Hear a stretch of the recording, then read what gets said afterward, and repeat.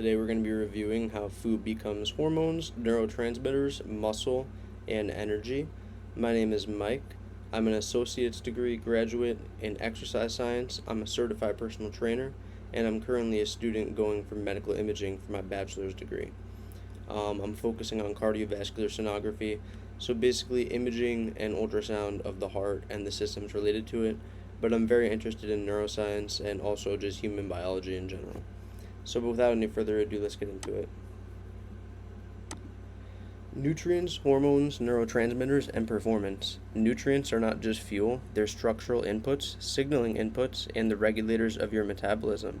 Digestion is the process that determines what can be absorbed, the absorption process determines what can reach tissue, and cellular uptake within those tissues determines what can be used. So your performance athletically, cognitively, physically, mentally, or academically will depend all on the interaction of metabolism, endocrine function, neurotransmitters, sleep, and recovery. Why should I care? Hormones and neurotransmitters help coordinate your attention, learning, sleep, appetite, blood sugar control, along with your body's stress response and adaptation to exercise. The body can only build and regulate these systems from the nutrients it absorbs and the nutrients that it is capable of utilizing effectively. Metabolic health is the determining factor of if your body can effectively utilize the nutrients you consume. Some brief learning objectives are going to be how carbohydrates, proteins, and fats are digested, absorbed, transported, and utilized.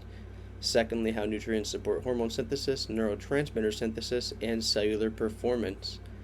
Finally, why insulin sensitivity, activity, sleep, and nutrient quality all influence muscle gain, fat loss, and overall brain function. We then have a little chart at the bottom: input, gut, cell, brain, performance, output. Food becomes structure, energy, and signals. So amino acids can become tissue proteins, enzymes, peptide signals, and neurotransmitter precursors. Lipids provide membrane material, transport functions, and cholesterol for steroid hormone synthesis. Carbohydrates primarily support energy metabolism and strongly influence hormonal systems through glucose regulation and insulin signaling. Some important vocabulary is going to be digestion, the breakdown of food into absorbable units; absorption, the transport of nutrients from the intestinal lumen into the body; hormone, a chemical messenger released into the blood to influence distant tissues; neurotransmitter, a chemical messenger released by neurons to influence target cells; and insulin sensitivity, how effectively your body responds to insulin. This is the full pathway. So you're going to intake your food. Digestion is going to begin in the mouth. Your food's eventually going to be absorbed, the nutrients from the food, into circulation, where your cells are then going to uptake the nutrients.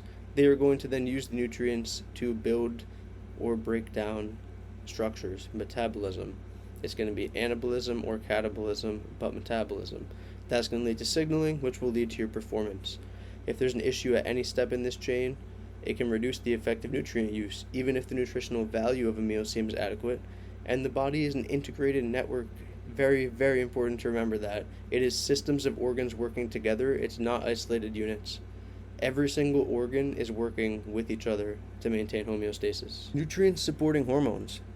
Some hormones are synthesized from cholesterol, making lipid handling relevant to endocrine function. Some signaling molecules are synthesized from amino acids, making protein digestion and amino acid availability relevant to neural signaling. Energy status and nutrient flux influence secretion and action of hormones such as insulin and counter-regulatory hormones. Nutrients also provide precursor molecules, enzyme cofactors, energy, and regulatory context by which hormones can be produced. Hormones versus neurotransmitters. Hormones are chemical messengers released into the blood that travel to target tissues, and neurotransmitters are released by neurons at synapses or near target cells to act rapidly and very locally. Some molecules, such as epinephrine and norepinephrine, can function in both neural and endocrine roles depending on the source and context. Important note. Next is going to be steroid versus non-steroid hormones. Steroid hormones are derived from cholesterol and generally signal through intracellular receptors. They are capable of directly entering the cell and causing a change.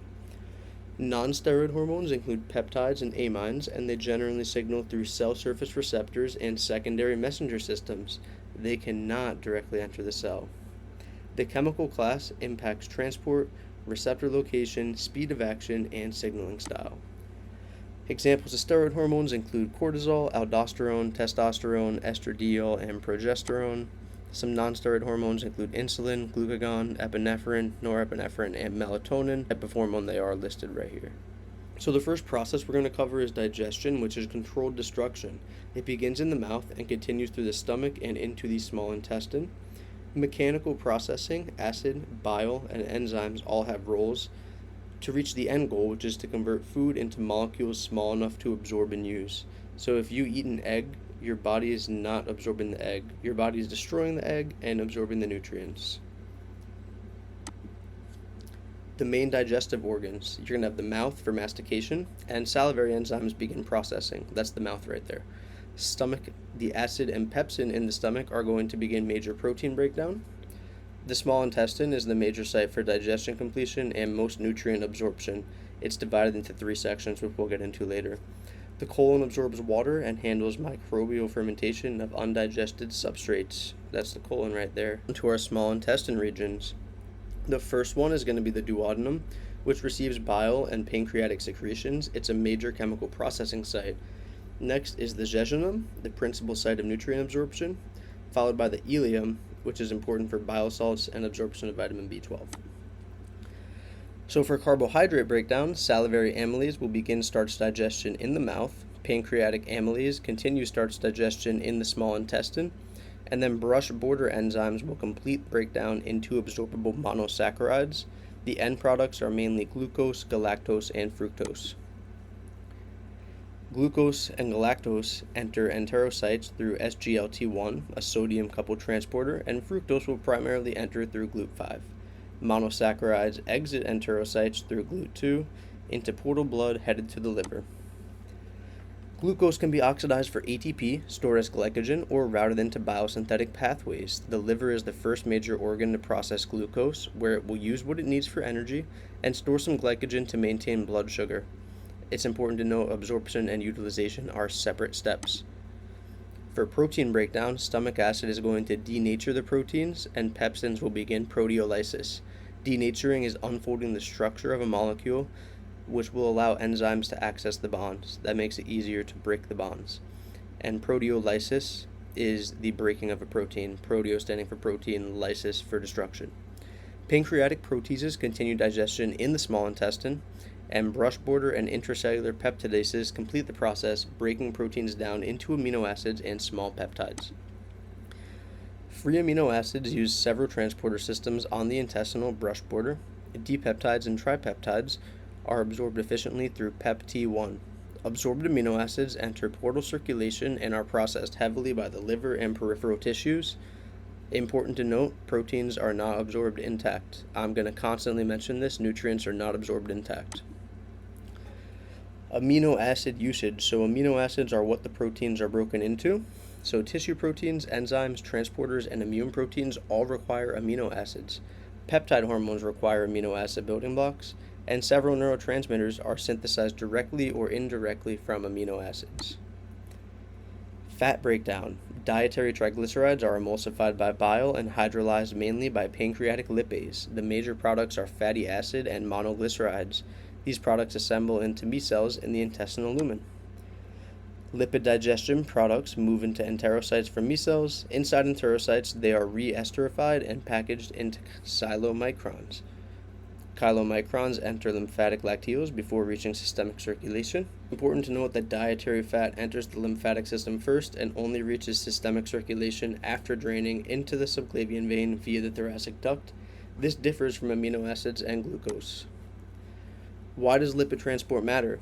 Most water-soluble nutrients travel first to the liver in portal blood. Many dietary lipids travel first through lymph in chylomicrons. This changes how tissues are exposed to nutrients and how the body will partition them. Nutrient absorption summary. Carbohydrates, small intestine after brush border digestion. Proteins, small intestine as amino acids and small peptides. Fats, small intestine after bile and pancreatic lipase action. And bile salts and B12 in the ileum of the small intestine. Absorption to cell. Nutrients need transport through blood, tissue delivery, and membrane transport into cells. Hormones influence whether tissues store, burn, or build with the nutrients provided. Metabolic health is the factor that determines how smoothly this factory runs. How nutrients enter cells. Many nutrients cross the cell membrane through dedicated transport proteins rather than passive diffusion. Glucose handling in many tissues is strongly influenced by insulin signaling, and amino acid uptake relies on multiple specific transporter systems. There are 4 fates: oxidation for ATP production, storage as glycogen or triglyceride depending on nutrient and tissue context, structural use in membranes, proteins, and cellular repair, and signaling and synthesis roles in hormones, neurotransmitters, and metabolic intermediates. The ultimate hormone precursor. Steroid hormones are synthesized from cholesterol. This includes cortisol, testosterone, estradiol, progesterone, and aldosterone. Proper lipid digestion and whole body metabolic health support the availability and handling of these substrates. Amino acids are precursors for signaling molecules. Tyrosine supports dopamine, norepinephrine, and epinephrine synthesis. Tryptophan supports serotonin and melatonin synthesis along with their 24-hour circadian cycle. And glutamate is the main excitatory neurotransmitter and the precursor for GABA. That's why aminos are important for neurotransmitters. Nutrient status is going to impact synthesis pathways. They depend on not only precursors but also enzymes, cellular energy, and overall physiological state. Sleep disruption, stress, inactivity, and metabolic dysfunction can impact these systems even when calories and nutrition are sufficient. Good physiology requires both nutrient availability and good signaling conditions. Neurotransmitters shape your performance. Focus, alertness, memory, and motivation all emerge from interacting chemical systems. No single neurotransmitter can be labeled as responsible for high performance. Balance and timing matter just as much as quantity, if not more. There are some categories of neurotransmitters we're going to cover, and I just want to note this is not even close to a complete map of every neurotransmitter or every chemical messenger. I do not have enough time to go over that. There's not enough time to even touch on most of them. But we're going to go over these following categories: amino acid neurotransmitter, monoamines, neuropeptides, acetylcholine, gastrotransmitters, and purines. So first, amino acid neurotransmitters. Glutamate is the major excitatory neurotransmitter in the central nervous system, while GABA is the major inhibitory neurotransmitter. Glutamate is central to excitatory transmission and synaptic plasticity. It is strongly involved in learning and memory processes. Too much glutamate can cause overexcitation, leading to restlessness, anxiety, or other symptoms, while too little will slow down your brain's ability to think and adapt. GABA provides inhibitory control that keeps neural networks stable and selective. It contributes to calmness, reduced overexcitation, and coordinated signaling. High performance requires not just activation, but controlled inhibition of irrelevant signals. The brain needs both accelerators and brakes to reach optimal functionality. Which goes into the next point, that balance is key. Glutamate supports activation and learning-related plasticity, while GABA helps filter out noise and maintain control. Attention and cognition work best when excitatory and inhibitory systems are balanced rather than maximized. Monoamines. The major monoamines that we will be reviewing are dopamine, norepinephrine, epinephrine, serotonin, and melatonin-relating signaling lineage from serotonin. These systems shape motivation, arousal, attention, stress response, sleep, and mood. Several are synthesized from amino acid precursors. So dopamine is strongly linked to motivation, reward prediction, salience, and effort-related behavior. Dopamine signaling is relevant to working memory and goal-directed cognitive function, and it helps determine whether the brain treats a task as worth pursuing or not. Norepinephrine is going to support arousal, vigilance, signal detection, and attentional performance, especially relevant when the brain must focus under changing demands. Too little can impair alertness, and too much can push the system towards stress and distractibility. Epinephrine helps mobilize fuel and prepare the body for rapid action during stress or high demand. It will increase cardiovascular readiness and support acute energy availability. Useful for short-term survival and performance bursts, not for chronic high baseline focus, especially not calm focus.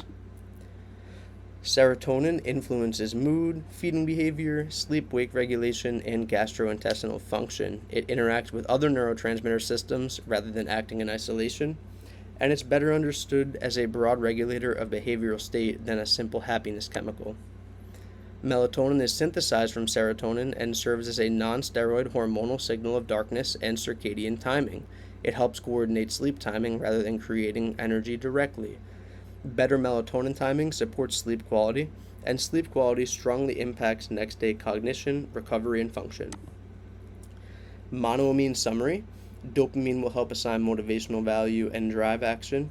Norepinephrine helps maintain alert attention and responsiveness. Serotonin and melatonin help regulate behavioral state and sleep timing. Neuropeptides are going to be signaling molecules made from amino acid chains and often act as modulators. They can influence stress response, appetite, circadian biology, pain, and social behavior.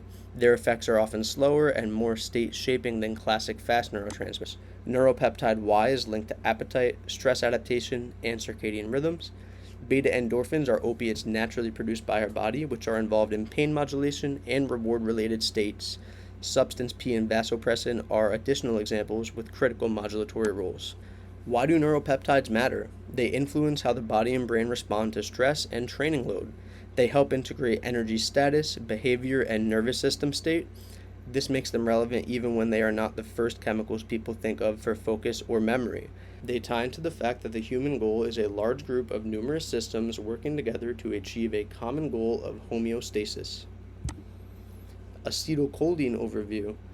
Acetylcholine is essential in both the central nervous system and neuromuscular system. It's strongly involved in attention, learning, consciousness, and movement control. It's one of the most important neurotransmitters to emphasize for focus and learning. Acetylcholine for focus. Reviews of animal and human work support a major role of cortical acetylcholine in attentional effort and orienting. Cholinergic signaling helps the brain detect behaviorally relevant stimuli, and attention is not just staying awake, it's selecting the right signals and suppressing the wrong ones. Acetylcholine for memory. Acetylcholine is implicated in memory encoding and learning-related signaling. Both muscarinic and nicotinic receptors participate in cognitive processes. Cholinergic systems contribute differently across brain regions, including attention-related and memory-related functions. Brain chemistry is network-specific. Acetylcholine for movement. At the neuromuscular junction, acetylcholine transmits the motor signal that initiates muscle contraction. This makes acetylcholine relevant to both cognition and physical performance. Few transmitters are this central across both mental and physical domains. Next is gastrotransmitters, which are small gaseous signaling molecules that rapidly diffuse across membranes, nitric oxide being our key example. Nitric oxide participates in neural signaling and synaptic plasticity. Nitric oxide functions as a signaling molecule involved in neural communication and plasticity. It is not usually taught as a classic focus transmitter, but it does have a place in discussions of adaptive neural processes. It also connects with vascular biology, making it a very important bridge to exercise physiology conversations. More nitric oxide is produced in response to exercise, which improves cardiovascular health over time. Purines are naturally occurring nitrogen-containing compounds made of two fused rings. You might have heard of them in DNA or RNA. Purines such as ATP can function as signaling molecules in the nervous system. ATP is also the universal cellular energy currency and is produced through numerous pathways. This makes purinergic biology a clean example of how metabolism and neural signaling overlap. A recap of neurotransmitters. Acetylcholine is attentional orienting, learning, memory, and movement related. Dopamine is related to motivation, salience, effort, and working memory related performance. Norepinephrine is good for alertness, vigilance, signal detection, and adaptive focus. Glutamate and GABA balance is important for plasticity plus control. So your biology throughout the day. Cognitive and physical performance depend partly on circadian organization. Hormones and neurotransmitter systems operate in time-dependent patterns, not flat baselines. And sleep, light exposure, and meal timing are all going to interact with these systems. Also activity. Activity is a very important one, and your deliberate activity is going to have the biggest impact on this. Cortisol basics. Cortisol is a steroid hormone derived from cholesterol. It's a major metabolic and stress-related hormone, and it should be understood as adaptive when well-timed. It's not simply harmful, and it's involved in more than just stress. Cortisol is intrinsically related to your circadian rhythm and operates on a daily cycle. Cortisol rhythm is driven by circadian control and peaks around habitual sleep-wake transition in the morning. This rhythm helps develop a healthy daily metabolic function. Sleep restriction and circadian misalignment can alter aspects of cortisol, timing, and exposure. High cortisol in the morning is very good. High cortisol at night is going to give you some issues. So melatonin signal. Melatonin production is triggered by dark conditions and supports sleep timing. It works in coordination with the sleep-wake cycle. Circadian alignment improves the quality of the recovery alignment, so consistent sleep equals improved recovery. Serotonin is synthesized from tryptophan. When the brain detects darkness, it signals the pineal gland to convert serotonin into melatonin through two enzymatic reactions, which produce N-acetylserotonin and then melatonin. Serotonin and day-night function. Serotonin helps regulate mood, feeding, and sleep-wake related function. It is the biochemical precursor to melatonin, as previously mentioned, and it makes serotonin relevant to both daytime and nighttime. Catecholamines and waking performance. Daytime performance depends heavily on appropriate catecholamine tone, especially norepinephrine and dopamine. These systems help assign relevance, mobilize attention, and sustain task engagement. Chronic sleep disruption can impair this attentional environment. Protected sleep will give you better biochemistry. Performance is biology timed. In the morning, the cortisol awakening response is going to sharply elevate your cortisol to support wakefulness and metabolic readiness. In the daytime, catecholamines and cholinergic functions will support attention and engagement. In the nighttime, melatonin and sleep processes support recovery and memory-related consolidation. Why food quality matters. The body responds to the nutrient profile of what is eaten, not just the caloric load. Differences in fatty acid composition and some micronutrient patterns can change the substrate environment entering the body. Higher nutrient density and higher quality nutrients will support the material and regulatory sides of physiology. Grass-fed versus grain-fed. The most evidence-based comparisons is nutrient composition, not simplistic claims that one food simply fixes hormones. Grass-fed beef often shows higher omega-3 content and a different fatty acid profile than grain-fed beef, but values are going to vary by each farm and production. Both can provide high-quality protein and important nutrients, though. Nutrient density differences matter. Reviews report that grass-fed systems often produce better beef with more omega-3 fatty acids and a more favorable fatty acid pattern than traditional grain-fed systems. Newer work also notes variability across commercial systems, so composition should not be treated as identical across all products. The practical point is that food influences the biochemical inputs reaching the body. The quality of the food you consume makes a big difference, and it's going to impact your performance and feelings. Why nutrient quality affects physiology. Hormones, membranes, transport systems, and recovery processes all depend on nutrient availability and quality. Diets with stronger micronutrient and fatty acid profiles may create a better substrate environment for normal signaling and tissue maintenance. This does not mean any single food is magic. It means your functional biology is built from the inputs that you give your body. What is a substrate? It's an important question. Many of you may have. I've used this term a few times today. So let's answer it. A substrate is the specific starting molecule that an enzyme binds to and acts upon. A substrate will fit into an enzyme's active site. The enzyme will bind to it. It's going to fit with a lock and key fit, and the enzyme will then transform the substrate into a new molecule through a chemical reaction, the new molecule being termed the product. Food quality to hormonal function. Adequate protein supports amino acid pools for peptide synthesis and tissue turnover. Adequate fat and whole diet quality supports the lipid environment relevant for cell membranes and steroid precursor handling. Good metabolic health improves how the body responds to these inputs. Recovery is the repair and remodeling process after training stress. It includes restoring energy status, repairing disrupted structures, and synthesizing new proteins. Adaptation quality depends on training, nutrition, sleep, and metabolic health. The biology of recovery is that training creates a signal for adaptation, not just damage to your muscle. Amino acids provide a raw material for new protein synthesis, and the energy availability and hormone context influence whether the body is going to restore and build your muscle back effectively.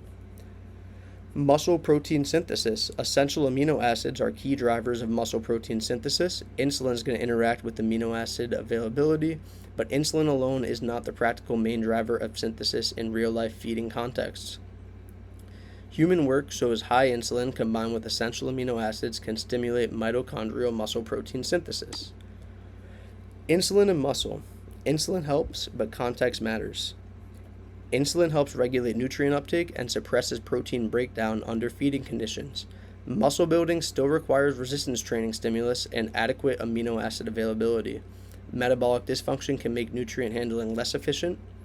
And an important note is that insulin spikes alone do not build muscle, but when you time them properly with your meals and training, it can aid the process.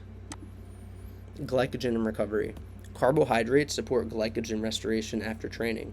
Restore glycogen improves readiness for future work, especially repeated training.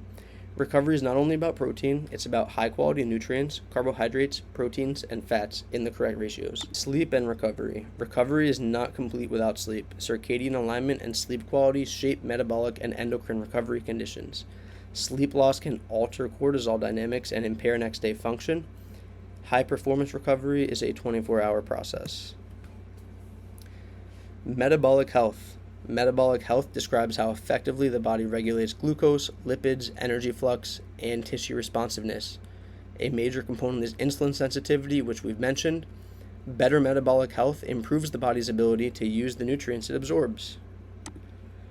What is insulin sensitivity? Insulin sensitivity means a given amount of insulin produces an effective response in target tissues. When sensitivity is low, the body requires more insulin to achieve a similar level of glucose regulation. This matters for energy control, nutrient partitioning, and long-term health. Insulin is a nutrient traffic controller.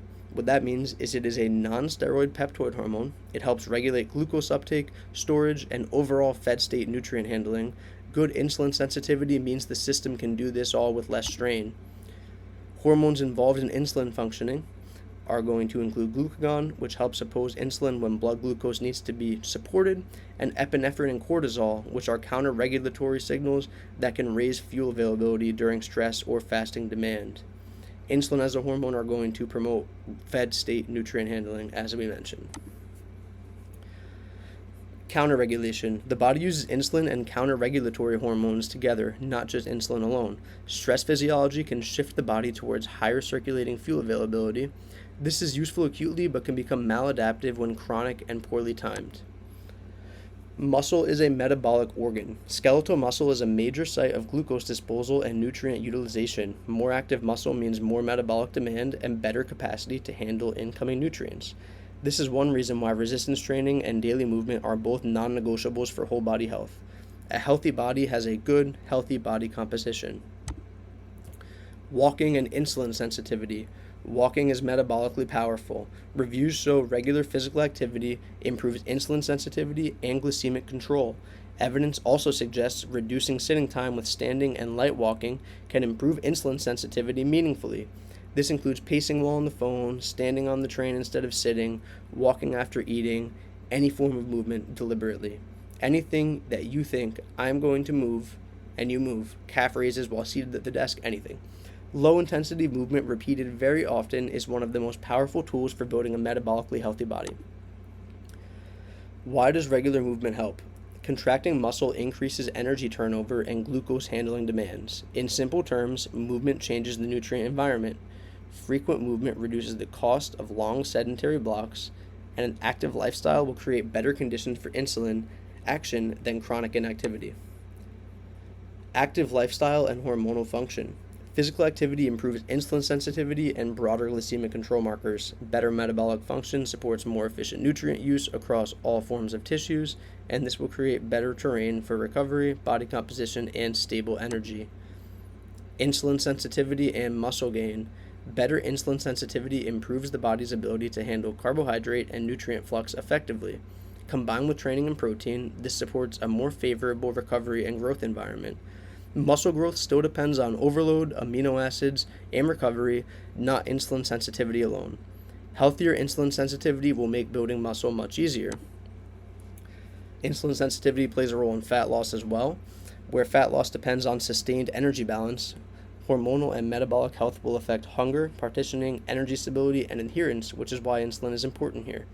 Improved insulin sensitivity typically means nutrient handling occurs with less compensatory strain, and better metabolic health will make the fat loss process physiologically smoother, though not effortless. I've had a bunch of weight loss journeys. Every time I was just eating whatever and not being nutritionally locked in, it was difficult. When I was nutritionally locked in, I never even felt hungry, and the weight fell off 30 pounds in 6 months. Metabolic health impacts the brain. During those 6 months I just mentioned, when I lost 30 pounds, I took my GPA from a 2.8 in the semester prior and brought it to a 3.8 in the current semester while I was cutting. Metabolic health impacts the brain. I got metabolically healthy, I got smarter, I got more motivated. This slide will tell you why. Stable energy regulation supports consistent cognitive function. Sleep disruption, dysregulation, and poor metabolic control can impair the state in which attention and learning occur. Brain performance and body metabolism are not separate stories, they work hand in hand, and this is an example of the body working in systems working to a common goal, like has been mentioned many times in this video.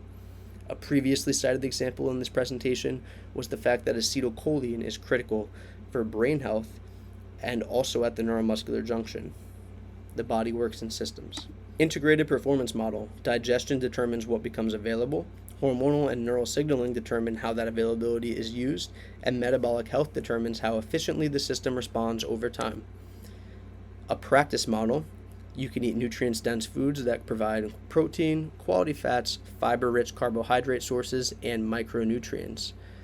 They support digestion, sleep, and regular movement, so these nutrients can be used effectively. Think in systems. Food quality, absorption, activity, sleep, and stress regulation all work together, and the starting point is common for all of them. It's your food quality. So key takeaways. Nutrients are building blocks for tissues and signaling systems, but only after digestion, absorption, transport, and cellular uptake. Amino acids support neurotransmitter and peptide biology. Cholesterol supports steroid hormone biology. Acetylcholine, dopamine, norepinephrine, glutamate, GABA, cortisol timing, and melatonin timing are all especially relevant to focus and performance. Walking, exercise, and metabolic health improve insulin sensitivity and nutrient handling. Food becomes biology. Better input leads to better function. Better signaling leads to better performance. Better rhythms leads to better recovery. Better metabolic health is going to lead you to better everything else. Thank you for watching. My Instagram is @biologyforhealth. My personal page, QRIECO, and my lifting page, GRIEC Lifts. TikTok @Bio4Health, YouTube @MikeBio4Health. Any questions, feel free to DM for coaching, DM for nutrition advice, anything you need, just hit me up. I'm always happy to help.